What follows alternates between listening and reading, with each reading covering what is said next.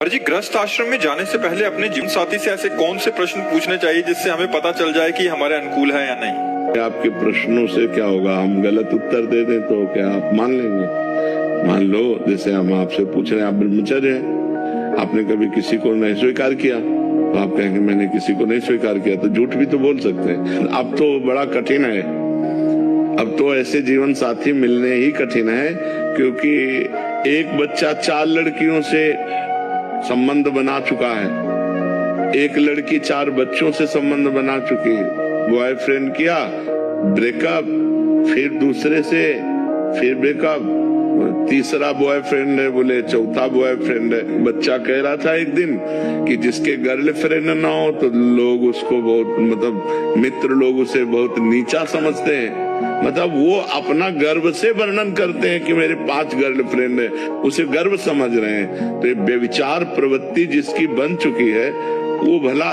एक पुरुष में कैसे टिक पाएगी?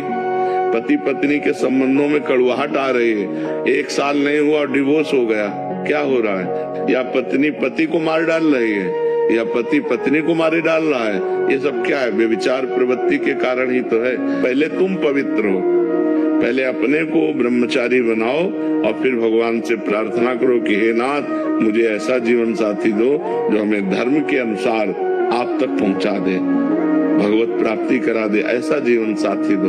और जब हमने हाथ पकड़ लिया और हाथ समर्पित कर दिया तो फिर दूसरे की तरफ देखे ना, अपने पति पत्नी से प्यार रखे, नहीं तो फिर जीवन बर्बाद हो जाएगा। अब तो भगवान से ही प्रार्थना करो कि वही सही मार्ग में हमें ले चलने वाला साथी, जीवन साथी दे, तो भगवान ही कृपा करे, नहीं तो बड़ा अपवित्रता फैल रही है। तो हमें भगवान से प्रार्थना करनी चाहिए कि हे भगवान, मुझे ऐसा जीवन साथी दो जो हमारे मनोनुकूल हो और धर्म के अनुसार चले।